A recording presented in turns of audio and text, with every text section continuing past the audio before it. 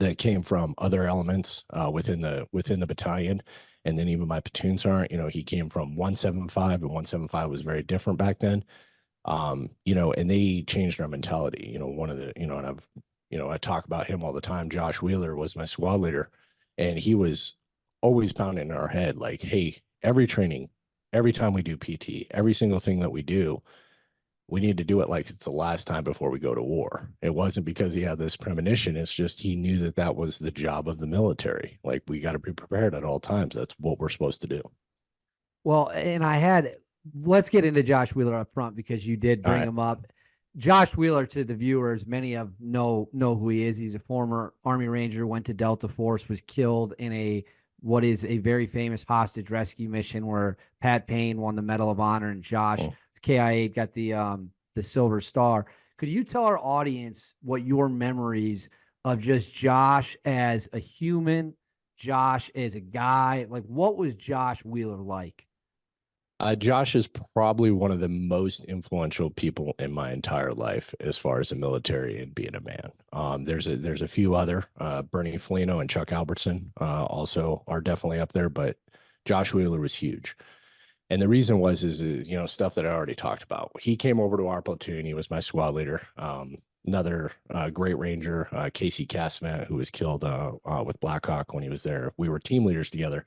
And our initial impression of Josh Wheeler was not good because he literally came into, at the time, we had a barracks room on the bottom floor. That's where all the NCOs were. And Casey and I shared a room.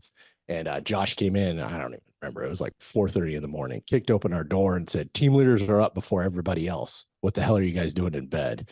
And I remember Casey, he leaned over, he like rolled over and he's like, I ain't gonna fucking make it with this dude. Like, it's 4:30 in the goddamn morning, And anyway, we got up and that was just Josh, man. He was super intense. It mattered. Every day mattered. Every training, it didn't matter. There was no downtime.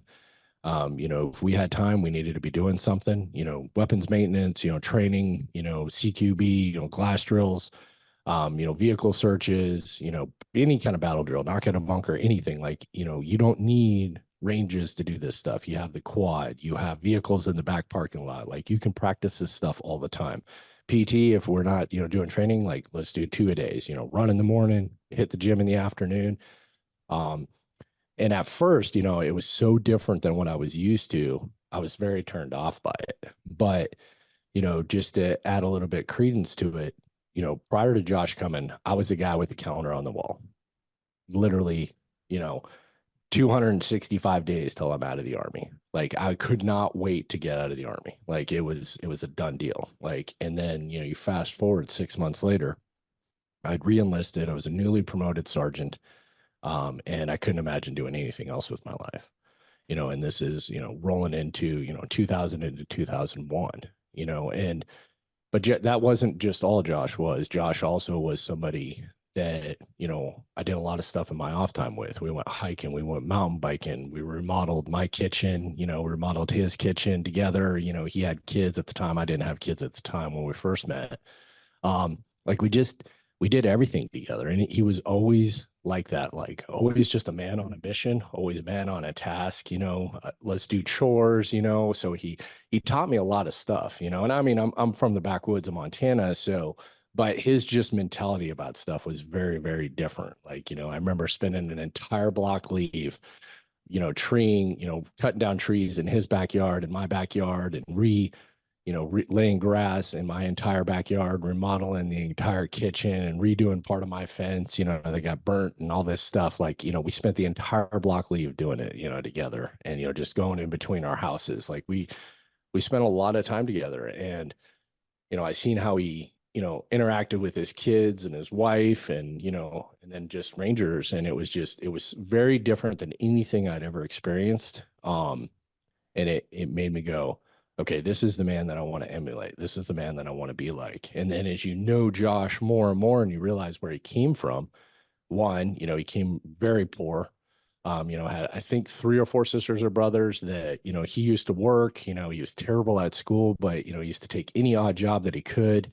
He would, kill deer, so that they had food on the table, but like he was the man of the house. I don't remember if he was the oldest or not. I can't remember that, but he was definitely like the provider for his family. And then, join the army again as a means to avoid mediocrity, but also to make money so he could send it back to his family, to his mom and stuff like that, and his sisters and brothers. Um, and he actually didn't go to Ranger Regiment, and a lot of people don't know that. He was actually at 25th ID, and he saw, and he tells a story, he told me a story that basically saw like Rangers running down the road.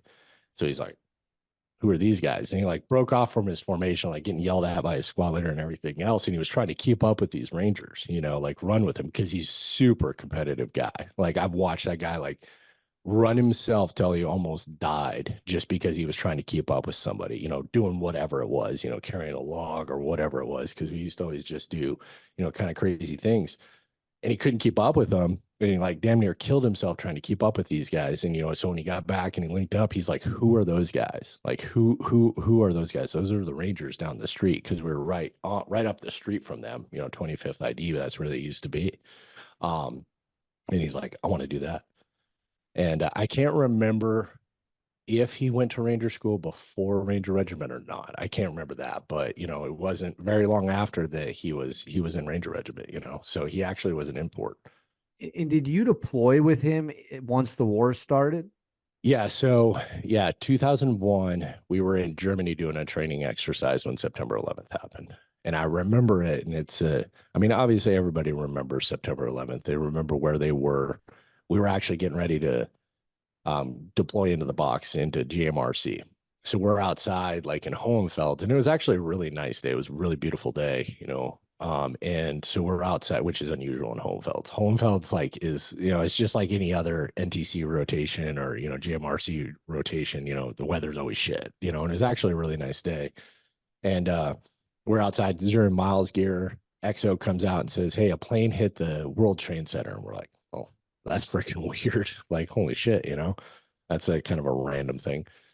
Then comes out again, a few minutes later and says, "Hey, another plane hit the other World Trade Center." And then, then everybody's like, "Okay, hey, we're," and that's when the conversation started. We're under attack, like all this different kind of stuff. So we we started, packing up miles gear. We're like, we're going to war. Like America's at war, we're at war. And then, so we're like thinking, okay, there's no way we're going to go into the box. We're going to be doing something very different. And not long after, a couple hours later, they're like, "Nope, hey, you're still going into the box." And obviously, everybody was pretty frustrated, pretty disappointed. But we got packed up, we got loaded up, we loaded on 5 tons. They dropped us off in the woods. And what's funny about it now, like thinking about it now, is what I realize is that everybody was like scrambling and probably like glued to TVs and all this different kind of stuff. So they literally just dropped us off and told us to walk into the woods and wait, like set up patrol bases and wait, And we're like, screw that. Josh was like, screw that. We're not doing that. So we literally like walked in the woods. We put a bunch of ponchos together because it started raining, of course, you're in the box. So of course it's going to start raining. And we all sat around it as a squad, literally. And one of my guys, one of my saw gunners, had one of those Red Cross wind up radios. You remember those? And we're trying to listen to the news. And I think we managed to get in AFN, but not like very well. So we couldn't really understand what was going on. Like a little bit, we were catching bits and pieces. And eventually we just kind of gave up on that. And Josh, so we're just sitting there and we're talking about it, And I remember Josh, and I actually just talked to Sergio and I forgot to ask him about this, but Sergio Chiparez, which was one of my 203 gunners, he was a teacher in his previous life before joining the military. He basically, Josh said, "Hey, everybody, basically give like a paragraph of what you're thinking right now, and, Serge, write it down, and so we did. And I would love to reread those. One, because there's 3 individuals that were there at that time that are now dead. So I'd love to see what they had to say. But then also, I just love to think of kind of like the mentality, the nativity of youth, of what we were thinking at those times. And then we went into the rotation, and yeah, it was interesting. It was very hard. And they tried to like change the scenario. And this just tells you like how stupid everybody was back then. they tried to change the scenario because they're like, you're going to go to the Middle East, because now that's where everybody's focused on. And so all the role players were Arabic speakers. They like changed them, from East European, Russian, role players to like Middle Eastern, role players was what they were trying to do, but it was Arabic. And it was like, well, I don't fucking speak Arabic in Afghanistan, So, it's just one of those things. But yeah, so in 2002, sorry, I kind of long way of going around. In 2002, 375 deployed, 175 deployed. Roberts Ridge happened, and then about a month later, after Roberts Ridge, 275 went on the first deployment. And I was with Josh on that deployment. And if you wouldn't mind, what was Josh like in combat? Yeah, so that first deployment, honestly, so we fly into the island, prior to going to Afghanistan, and I mean, Josh was super intense, and I actually just recently shared a picture of us, in the desert camo and everything else, and just Josh because he's an intense guy. We took a squad photo, and everybody's face is super somber on that in that photo. And it's because Josh, right before we snapped that picture, he said, all right, let's take a squad picture real quick because we're probably all not going to come back alive. you know, and I'm like, oh shit.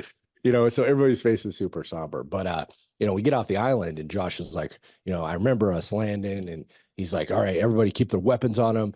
When we get off, we're gonna get into formation, like everybody needs to have their eyes open and all this stuff. Cause we didn't actually know where we were landed. Everything was very, very, kind of secretive back then. And then we get off and we realize we're at an Air Force resort. People are walking around in fucking bikinis, out tanning, like there's a bar, there's like a canteen, all this different kind of stuff. And they literally told us like, hey, once you get to your tents, ground all your weapons, ground all your kit, everything else. Don't carry that stuff around because it'll scare people. And we're like, we're in a war zone. And then we realized like, no, you're actually not in a war zone, And then I don't know, we actually weren't there very long. My squad wasn't. For some reason on that first deployment, we got attached to third platoon a lot. For a lot, I don't really totally know the reasons, but my squad went, C-130 over to Afghanistan. And then, that's when, okay, we're like, hey, we're really going into Afghanistan. We're going into Bagram. But that deployment, by and large, outside of like a few incidents, was pretty benign. There wasn't really a lot. We took like indirect once, and like maybe there was like some gunshots like off of the distance. But Josh never let us like let our guard down.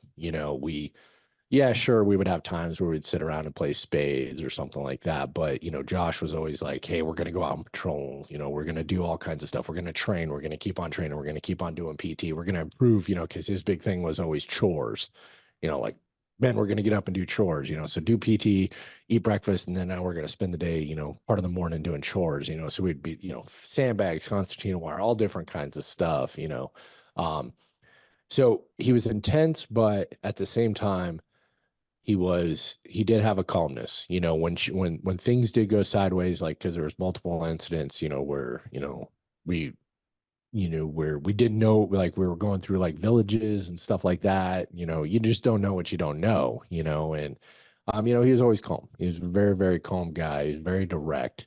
But, as far as a tactician goes, there's none better. I had the opportunity to interview his squad leader or squadron leader at when he went to Delta Force. Yeah. And that guy told me, I'm telling you this because I think that you'll appreciate it. He said one of the things that always fascinated him about Josh Wheeler was when they'd go into the kill house and do Yeah. like the CQB training, he just would constantly be laughing. Like he'd be Yeah. running these drills and Oh he'd be yeah. laughing his ass off while Oh yeah. blowing things away.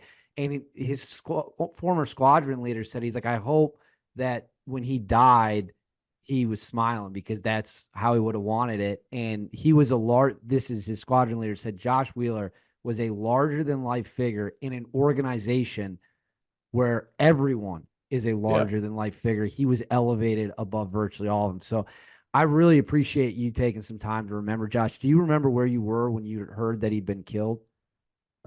Yeah, I do. Yeah. Um, I was in Fort Hunter Liggett. I was a first sergeant in Charlie Company, 275. and we were doing validation exercises before deployment. And so we were doing a brief, and so the brief, as we were getting ready to, go out and do the first series of, targets and stuff like that, all our phones are outside, on the security point and everything. So we do the brief, and I come up, and it was one of my guys actually at the security point. He goes, "Hey, First Sergeant, your phone's been blowing up." And I'm like, "Oh shit, okay, great." I'm like, I don't have that many guys on rear D. Like, God dang it, like what the hell's going on? So I like pick up my phone, and I see I have multiple missed calls from guys in the unit. I'm like, oh shit, like I know where this, because you just know like there's a reason behind that. So I call Chris Frost, who's a great friend of mine, great buddy of mine, that I've known forever. So I call him back, and all I said was who, and he goes Josh, and I instantly went, which one, because I do know quite a few Joshes, and he goes Josh Wheeler, and I don't quite frankly know what I said. I don't even know if I hung up the phone with him. I can't quite remember. Because I mean, we've all lost friends. We've all lost, people important to us, especially in this profession. But, just like that squadron commander, talked about, there's people that are larger than life, and then there's people that are a cut above. Well, for Josh, and for many of us, there was Josh dying was not possible. Like, there's no way Josh could die. Like, I don't know. I mean, I don't want to sound like ignorant. I don't want to sound like childish, because I mean, that's the reality of the work that we do. But we really, really felt that way, because I've seen Josh like almost die, like numerous times. Like, there's no way that Josh could die. And and I've said this before, but I'll say it again. And I'm not sure if I'm totally, you probably just asked one question, but I'll go into it if you don't mind. Is I instantly went into, okay, I got to let other people know.